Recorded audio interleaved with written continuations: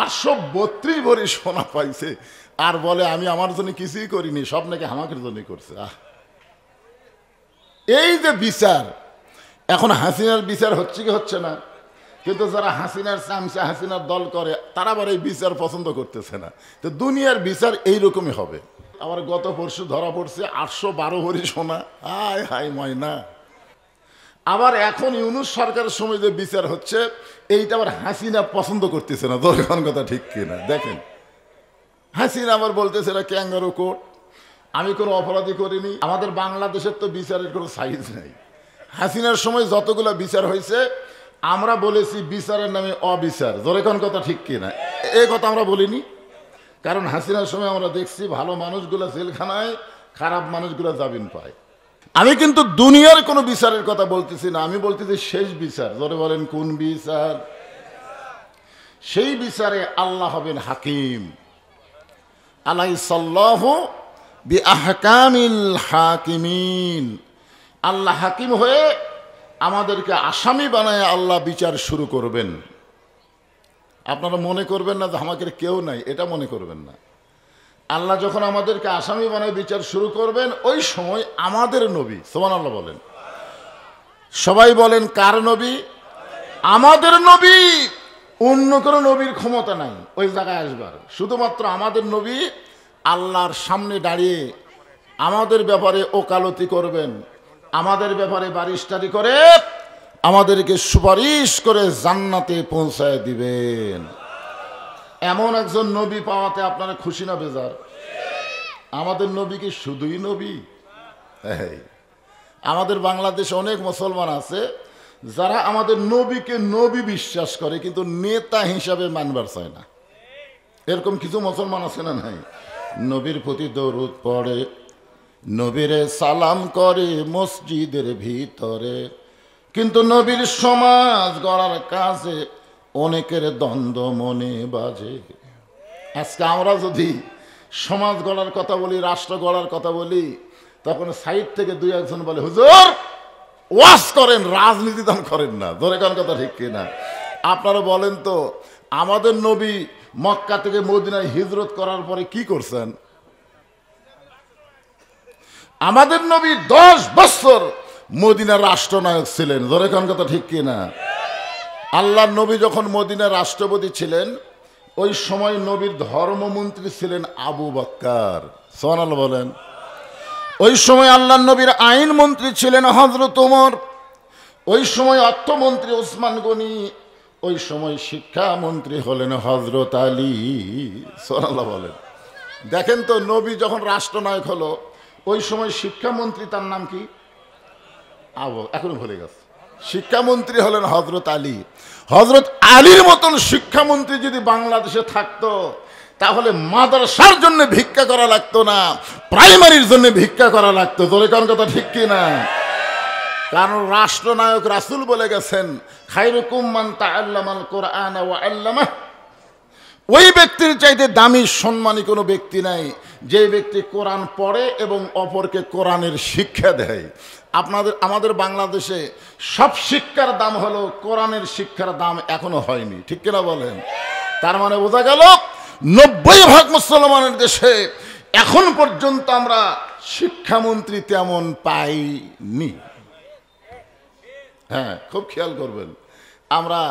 আমাদের নবী শুধু নবী না, আমাদের নবী হলেন আমাদের নেতা, যার কারণে দরুদের মধ্যে আমরা বললাম আল্লাহুম্মা সাল্লি আলা সাইয়্যিদিনা। সাইয়্যিদিনা শব্দের অর্থ কি? অনেক মানুষ কিন্তু সাইয়্যিদিনা দরুদের মধ্যে পড়তেছে, কিন্তু সাধারণ মানুষকে নেতা বানায় ওর পিছনে ঘুরঘুর করে ঘুরতেছে, আর মাঝে মধ্যে স্লোগান দিচ্ছে আমার নেতার চরিত্র ফুলের মতন পবিত্র, নামাজ পড়ে না এক ওয়াক্ত। এরকম আছে না? নাই ধরে করে আছে না? নাই। হ্যাঁ, তো আমরা এমন একজন নেতা পাইছি যেই নেতা সম্পর্কে আল্লাহ কোরআনে বলেছেন ওয়া ইন্নাকা লাআলা খুলুকিন আযীম। আল্লাহ 99টা নামের মধ্যে আজিম একটা নাম আছে না? নাই। এই আজিম নামটা আল্লাহ নবীর চরিত্রের মধ্যে ঢুকে বলতেছেন, আমার নবী, আমাদের নবী এমন একটা চরিত্র পাইছেন যেই চরিত্রের ধারে কাছে কেউ যাওয়ার পারবে এবং আল্লাহ ঘোষণা করলেন লাকাদ কানা লাকুম ফি রাসূলিল্লাহি উসওয়াতুন হাসানা, যদি তোমরা সফলতা অর্জন করতে চাও তাহলে রাসূলের আদর্শকে তোমরা গ্রহণ করে নাও। এই জন্যে নবী পাওয়ার কারণে খুশি হয়ে আমরা সবাই বলবো আমার নেতা তোমার নেতা। যাই বলতেছেন না পরে প্রস্থান লাগবে শেষ বিচারে। কোন বিচারে? শেষ বিচারে আপনাকে প্রস্থান লাগবে। এখন হয়তো মনে করতেছেন ওই নেতা বাদ দেই, নেতা কেমনি কই কি কন? আমার নেতা তোমার নেতা। মাশাআল্লাহ, এমন একজন নবীর উম্মত হওয়াতে আপনারা খুশি না বেজার? তাহলে জবান করে আরেকবার বলি আলহামদুলিল্লাহ। এখন আপনারা যে কোরআন থেকে ওয়াজ শুনবেন, তাফসির শুনবেন, এই কোরআন সম্পর্কে একটা আইডিয়া আমাদের থাকা দরকার, একটা ধারণা থাকা দরকার। সে ধারণা হলো, আপনারা বলেন তো এই কোরআনের মধ্যে কোনো সন্দেহ আছে? মাশাআল্লাহ, অনেক লোক কিন্তু আজ পর্যন্ত কোরআন হাত দিয়েই ধরেনি, কোরআন এখনো পর্যন্ত খোলেইনি, তারপরে বলে দিচ্ছে সন্দেহ নাই। আপনি কোরআন ধরলেন না, কোরআন পড়লেন না, আর এভাবে বলে দিলেন, কোন সাহসে আপনি বললেন? বিশ্বাস মানে বক্তারা ওয়াজ করছে আমরা শুনছি। আপনারা বলেন তো শোনা কথা সারা জীবন বিশ্বাস করা যাবে? মাঝে মধ্যে শোনা কথার মধ্যে ভুল আছে না নাই? জোরে করে আছে না নাই? এই যে আজকে বাংলাদেশে এক এক বক্তা এক এক ওয়াজ করতেছে, কোনো বক্তার ওয়াজ মিলে না। এই না মিলার কারণে হচ্ছে শুধু শোনা, শুধু শুনলে হবে না তো। বগড়া এক মানুষ মারা 6 টুকরা করছে, এরা শোনার পরে যদি আপনি বলেন কে ভাই তুই দেখছিস, আমিও শুনছি, তাহলে শোনা কথা তো সারা জীবন খালি শোনা গেলে তো হবে না। এ কোরআন একটু হাত দিয়ে ধরার দরকার আছে না নাই? ধরে কেন আছে না নাই? ধরছেন? ধরেননি। যেই কোরআনের প্রথমে আল্লাহ বললেন যালিকাল কিতাবু লা রাইবা ফি হুদাল লিন্নাস, একটা লোক কথা কয় না। তাহলে যারা কোরআন ধরছে তারা বুঝতে পারবে হুজুর ভুল করছে, জোরে কার কথা ঠিক কিনা। আর যারা ধরেনি, আল্লাহু আকবার মানে ওদের আল্লাহু আকবার শুরু হয়ে গেছে। এখন কোরআন তেলাওয়াত করলে আল্লাহু আকবার, সামনে থেকে আমার ভাই বলতেছে হুদাল্লিল মুত্তাকিন, তারপরে বোঝা গেল আসরের 4 রাকাত নামাজের 3 রাকাতে বসলে লোকমা আছে। জোরে কান আছে না নাই? মসজিদের মধ্যে লোকমা থাকার কারণে যাই তাই সামনে যাওয়ার পারে না, যাই তাই সামনে যাওয়ার পারে না। আওয়ামী লীগ আছে, বিএনপি আছে, জাতীয় পার্টি আছে, জামাত আছে, ইমাম নাই। কে আছে? আওয়ামী লীগ, বিএনপি, জাতীয় পার্টি, জামাত, 4 দল আছে কিন্তু ইমাম নেই।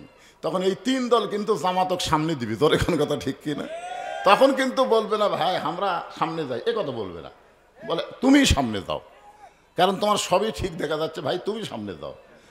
তখন জামাত ইসলাম যদি বলে ভাই আওয়ামী লীগ, বিএনপি, জাতীয় পার্টি আমি কিন্তু যুদ্ধাপরাধী ভাই, তখন বলবে আরে পাগলা বেড়ার কথা ভিতরে ঘুষ খায়, তুই যুদ্ধাপরাধী, আমি স্বাধীনতার স্থপতি, আমি স্বাধীনতার ঘোষক, এগুলো সব হলো বাহিরের কথা, ভিতরের কথা আমরা 4 ভাই একসঙ্গে জামাত করতে চাই। জোরে খান কথা ঠিক কিনা?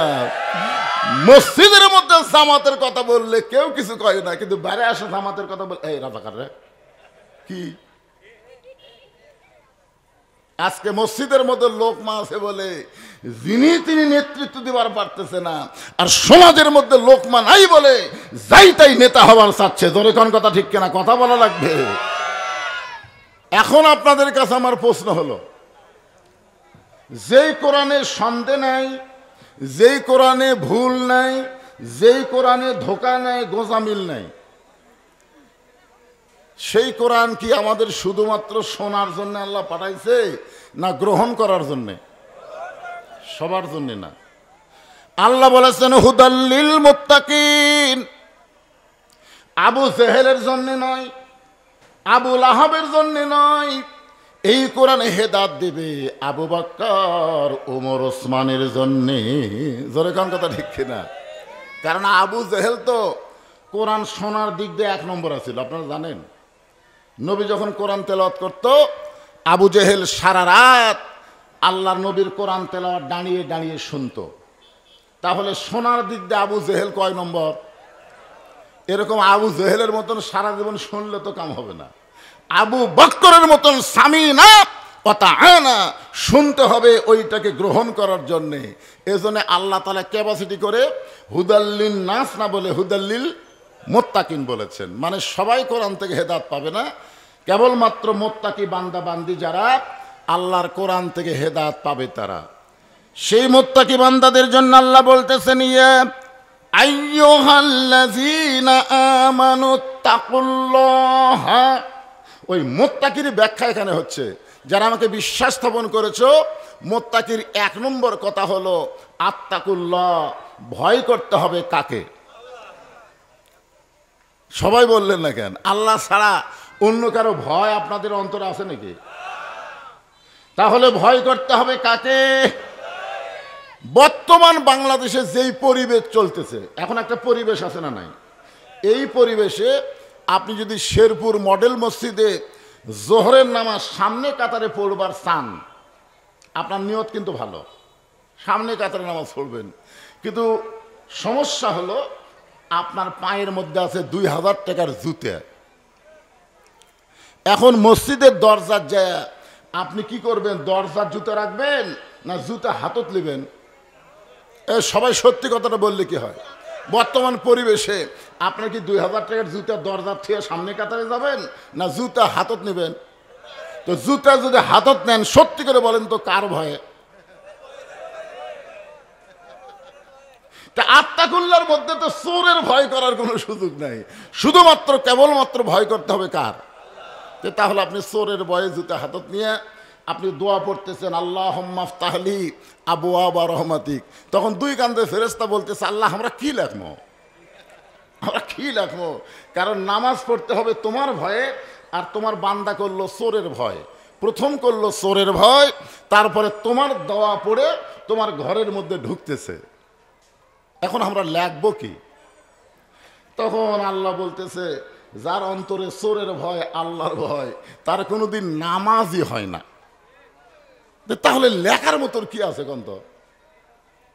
এখন আপনারা বলেন, এই চোরের ভয় বর্তমান পরিবেশে চলতেছে, কিন্তু আল্লাহর এমন একটা পরিবেশ আছে কোরআনের মাধ্যমে, যেই পরিবেশে কোনো চোর ডাকাতের ভয় থাকবে না, কেবলমাত্র শুধুমাত্র ভয় থাকবে কার?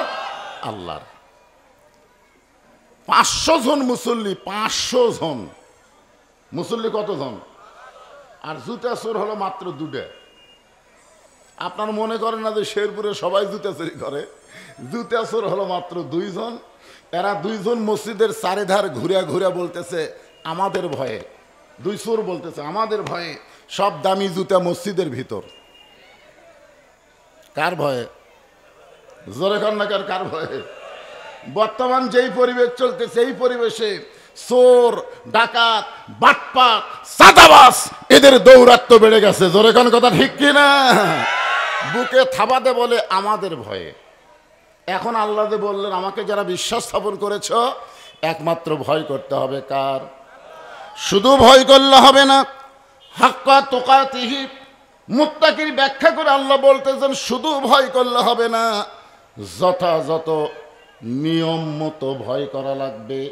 যথাযথ নিয়ম মতো ভয় করার মতো। আমার কথা কি বুঝলেন? যথাযথ নিয়ম মতো ভয় করার মতো। এখন যথাযথ নিয়ম মতো ভয় করার মতো ভয় করলে আপনারা বলেন তো, এটা কি সব বয়সে না বুড়া বয়সে? তো সব বয়সে তো হচ্ছে না। সারা জীবন ঘুষের চাকরি করছে, চাকরি যখন রিটায়ার হয়ে গেছে, চাকরি যখন রিটায়ার হয়ে গেছে, তখন আল্লাহর ভয়ে বলতেছে, আল্লাহ আমি আর জীবনে ঘুষ খাবো না, আল্লাহ আমি আর জীবনে ঘুষ খাবো না। 60 বছর পর্যন্ত ঘুষের চাকরি করছে, তখন ভয় করেনি।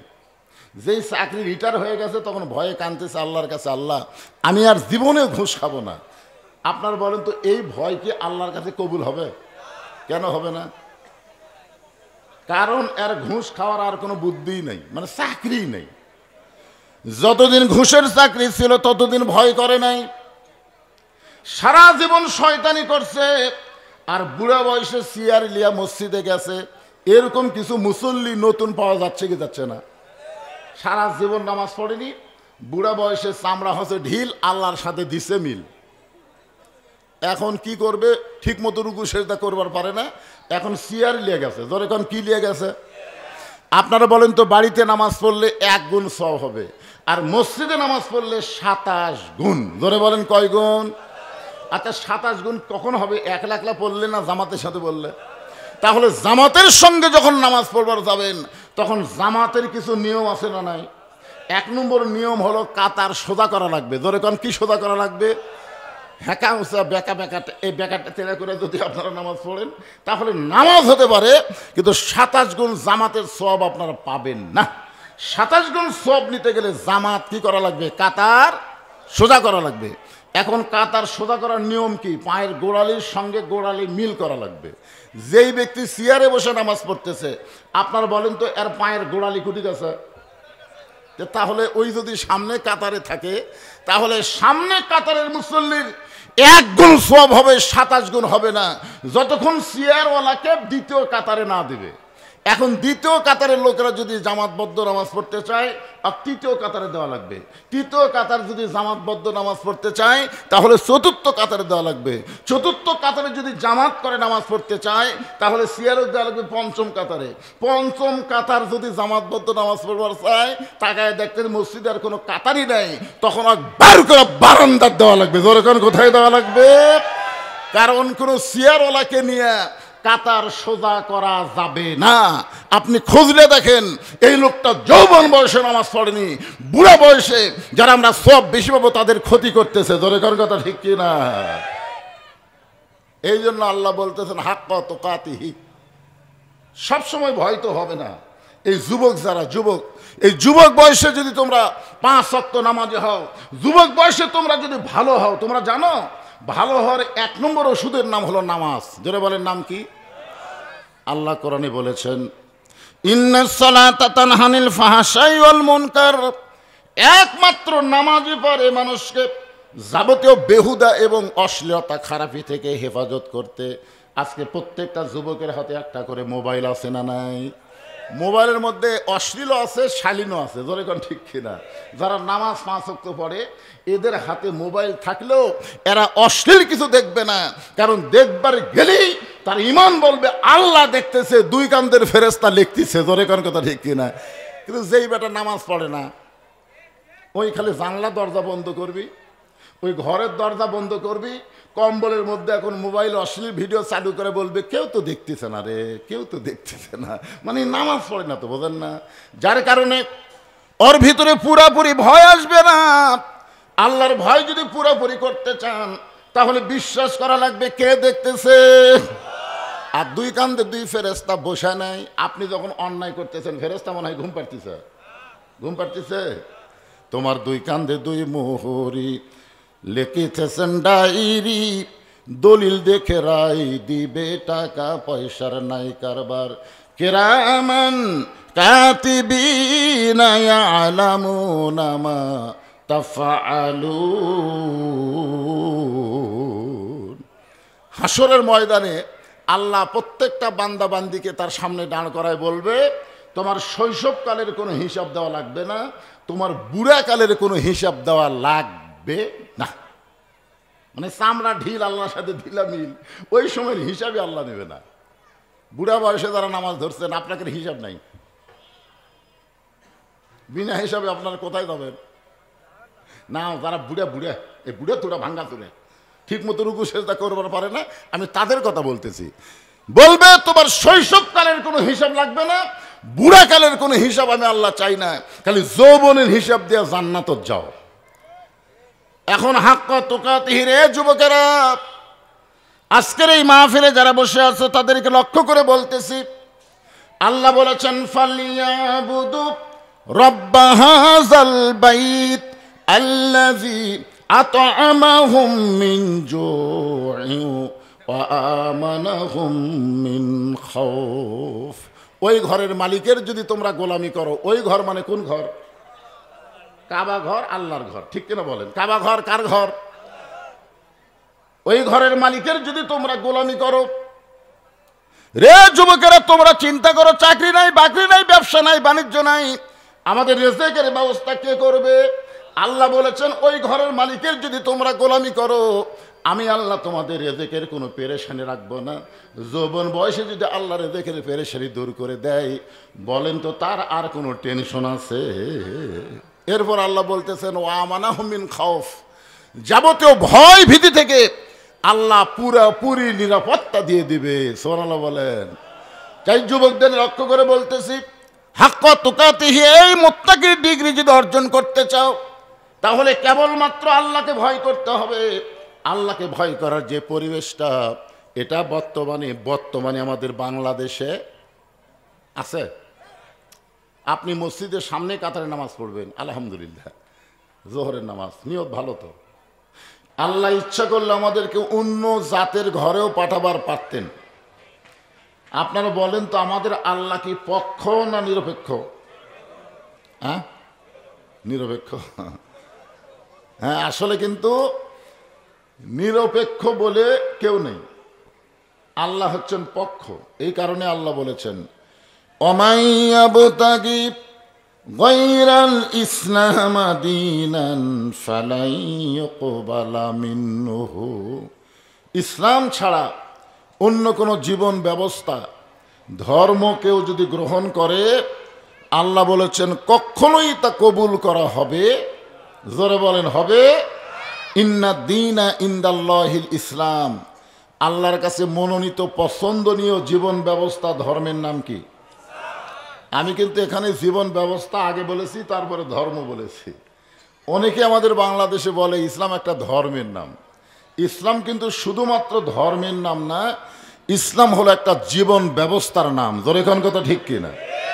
এই জন্য আল্লাহ বলেছেন উদখুলু ফিস-সিলমি কাফা, পুরোপুরিভাবে ইসলামের মধ্যে ঢুকতে হবে। হুকুম কার? হিন্দু একটা ধর্ম, বৌদ্ধ একটা ধর্ম, খ্রিস্টান একটা ধর্ম, ইসলাম হলো একটা জীবন ব্যবস্থা। জোরে কোন সুবহানাল্লাহ। আল্লাহ আমাদেরকে দয়া করে, রহম করে এই মুসলমানের ঘরে কবুল করার কারণেই আমরা আল্লাহ পেয়েছি। বলেন সুবহানাল্লাহ। খুশি না বেজার? তাহলে আর একবার বলি আলহামদুলিল্লাহ। আমাদের ভাগ্য এত ভালো, আমাদের দেশেও অনেক নেতা আছে, সেই নেতার পিছনে যারা ঘুরঘুর করে তাদেরকে কিন্তু নেতা বলে তুই যদি কোনো বিপদে পড়িস আমি আছি, এরকম বলে কি বলে না? তখন কিন্তু ওই চামচার আবার মোশান বাড়ে যে ওই বড় নেতা আমার সাথে আছে রে, আমি অমুক নেতার লোক, এরকম বলে কি বলে না? কিন্তু আমাদের ভাগ্য এত ভালো যে দুনিয়ার কোনো বিপদে নয়, আসল জায়গায় যখন আমরা বিপদে পড়ে যাব, ওই নেতা, ওই নবী আমাদেরকে সুপারিশ করে জান্নাতে পৌঁছায় দিবে। এত বড় ভাগ্য কার? এই জন্যই তো একটা গানের মধ্যে বলে আছেন আমার মুক্তার, আছেন আমার বারিস্টার, সেজ বিচার। ধরে কোন বিচার? আজিম বিসমিল্লাহির রহমানির রহিম। ইয়া আইয়ুহাল্লাযীনা আমানু তাকুল্লাহা হাক্কা তুকাতিহি ওয়া লা তামুতুন্না ইল্লা ওয়া আনতুম মুসলিমুন।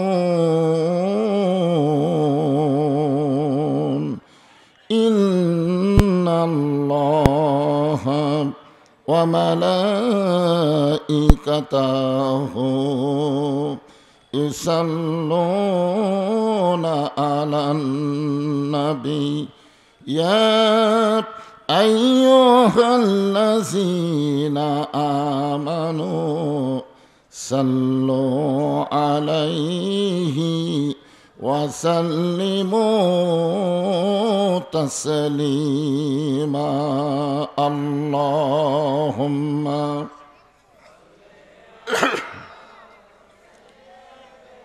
মাওলানা মুহাম্মদ ওয়া আলা আলি সাইয়্যিদিনা শাফিআনা मशरक़े हुब्बे मुहम्मद সকলে বলি সাল্লাল্লাহু मतलाए दीवानी माँ मतलाए खुर्शीद इश्क़ाज़ सीनाए सुजानी माँ बलगल उला भी कमालिही कशफ़त दुजा भी जमालिही हसनत जमीओ खिसालिही सल्लो अलैहि व आलिही अल्लाहुम्मा आमीन। জান্নাতের বাগান থেকে জান্নাতি মানুষদেরকে নিয়ে আমি গুনাহগার তোমার রহমতের দরজায় দুখানা হাত তুলেছি আল্লাহ। হাসরের ময়দানে জাব্বার আর কাহার নামে রূপ নিয়া তুমি যখন বিচার শুরু করবে, তোমার সামনে দাঁড়ায়া সমস্ত নবীরা নাফসি নাফসি বলে কাঁদতে থাকবে। এমন কঠিন অবস্থা হাসরে হবে, সেদিন সমস্ত নবী তার উম্মতকে ভুলে যাবে, শুধু বলবে আল্লাহ আমার কি হবে, আমার কি হবে। একমাত্র দরদি নবী শাফাতের কান্ডারি ইয়া রব্বি হাবলি উম্মতি বলে সেজদায় পড়ে যাবে।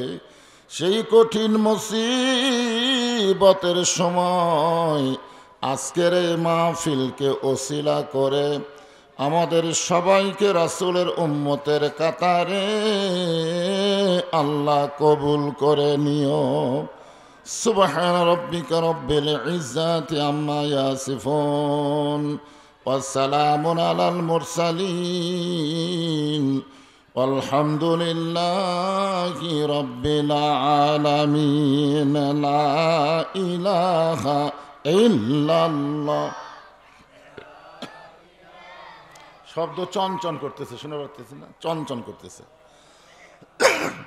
লা ইলাহা ইল্লাল্লাহ, লা ইলাহা। যার দিলে আছে আমার আল্লাহর ভয়, যার মনে আছে আল্লাহর ভয়, যার দিলে আছে আল্লাহর ভয়, আল্লাহ আল্লাহ সব সময়। আহারানিদেরা ভালো লাগে না এই দুনিয়া, ভালো লাগে না, ভালো লাগে শুধু আল্লাহ। লা ইলাহা ইল্লাল্লাহ, লা ইলাহা, লা ইলাহা। একেবারে কম মানুষ তো হয়নি, অনেক হয়েছেন। জবান খোলে আল্লাহর জিকির।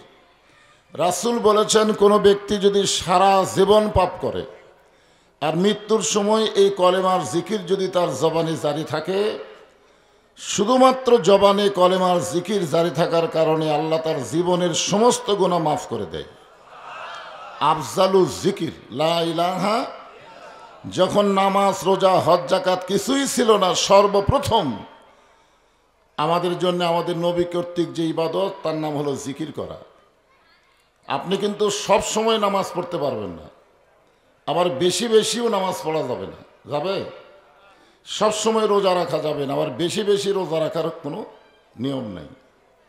সব সময় জাকাত দেওয়া যাবে না, আবার হিসাব ছাড়া বেশি বেশিও জাকাত দেওয়া হবে না।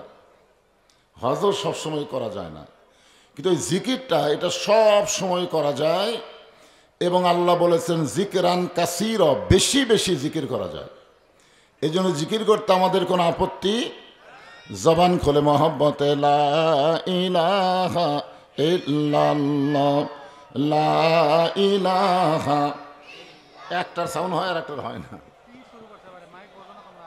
হ্যাঁ, সেটা বলবা তো। লা ইলাহা ইল্লাল্লাহ, লা ইলাহা, লা ইলাহা ইল্লাল্লাহ মুহাম্মাদুর রাসূলুল্লাহ। সকলেই বলবো সাল্লাল্লাহু আলাইহি ওয়াসাল্লাম।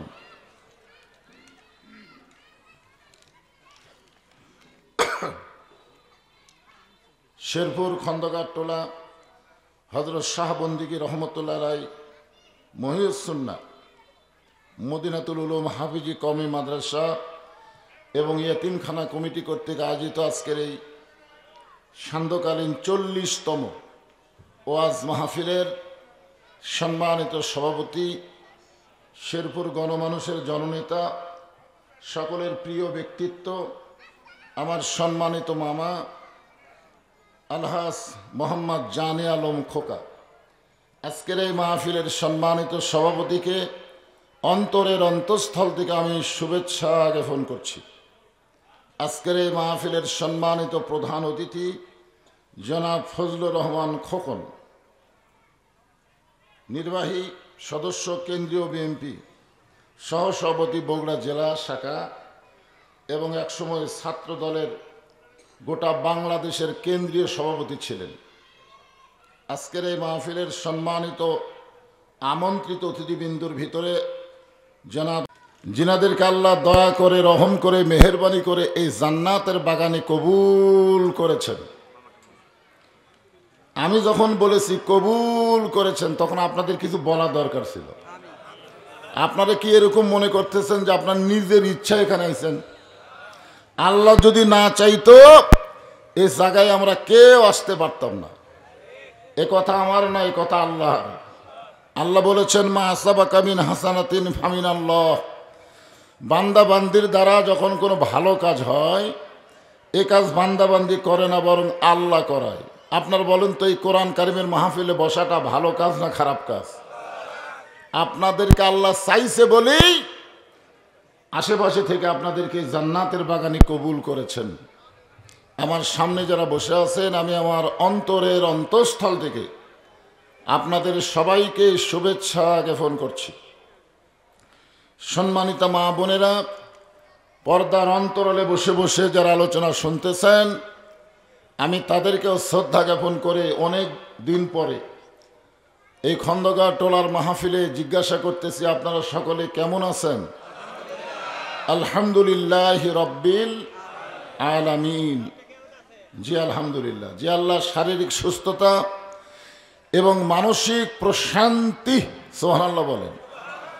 আমাদের অনেক সময় শরীর ভালো থাকে কিন্তু মনের মধ্যে শান্তি থাকে না। কিন্তু আল্লাহর কোরআনের মাহফিলে বসলে আল্লাহর পক্ষ থেকে মনের মধ্যে একটা আলাদা শান্তি চলে আসে। জোরে কোন ঠিক কি না?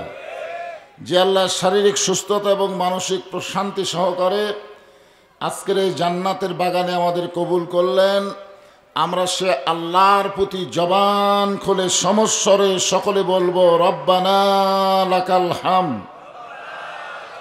হামদান কাসীরান তাইয়িবান মুবারাকান ফিহি। ভাগ্যগুণে আমরা এমন একজন আল্লাহ পেয়েছি যে আল্লাহ রুহের জগতেই আমাদেরকে পছন্দ করেছেন। সুবহানাল্লাহ বলেন। এই দুনিয়াতে আসার আগে আমরা আর একটা জগতের মধ্যে ছিলাম। আমাদের মনে না থাকলেও তো বিশ্বাস আছে, আছে না নাই? এই জগতের নাম হলো রুহের জগৎ, আলমে আরওয়াহ। এই রুহের জগতে অসংখ্য রুহুর ভিতরে আল্লাহ আমাদের রুহগুলোকে পছন্দ করে দুনিয়ার জগতে মুসলমানের ঘরে আমাদেরকে কবুল করেছেন।